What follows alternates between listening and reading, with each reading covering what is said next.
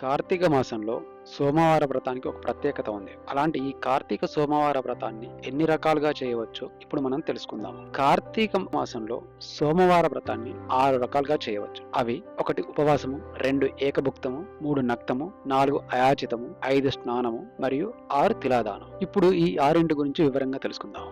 ఉపవాసం అంటే ఏంటి? చేయగలిగిన శక్తి ఉన్నవారు కార్తీక సోమవారం నాడు పగలంతా భోజనం చేయకుండా ఉపవాసంతో గడిపి సాయంకాలం శివాభిషేకం చేసి నక్షత్ర దర్శనం అనంతరం తులసి తీర్థం మాత్రమే సేవించాలి. మరుసటి రోజు ప్రాతకాలంలో యథావిధిగా పూజాధికములు పూర్తి చేసుకుని ఉపవాస దీక్షను విరమించాలి. దీనిని ఉపవాసం అంటారు. 2 ఏకభుక్తం. ఉపవాసం సాధ్యం కాని వాళ్ళు ఉదయం స్నానం, దానం, జపం, తపం లాంటి యథావిధిగా చేసుకుని మధ్యాహ్నం భోజనం చేసి రాత్రికి భోజనానికి బదులుగా ఏదైనా తీర్థాన్ని తీసుకుని మాత్రమే ఉండాలి. తర్వాత 3వది నక్తం. ఈ నక్తంలో ప్రాతకాలం పూజాధికములు పూర్తి చేసుకుని పగలంతా ఏమీ తీసుకోకుండా ఉపవాసం ఉండి రాత్రి నక్షత్ర దర్శనం అయిన తర్వాత భోజనం గాని పలహారం గాని స్వీకరించాలి. 4వది అయాచితం. ఈ ఉపవాసం చేసేవారు భోజనానికి తాము ఎలాంటి ప్రయత్నం చేయకుండా ఎవరైనా కాని వారికి వారుగా పిలిచి పెడితే మాత్రమే భోజనం చేయడం అయాచితం. 5 స్నానం. పై వాటికి వేటికి శక్తి లేని వాళ్ళు సమంత్రకంగా స్నాన జపాదులు చేసినప్పటికీ సరిపోతుంది. తిలాదానం. చివరిది తిలాదానం.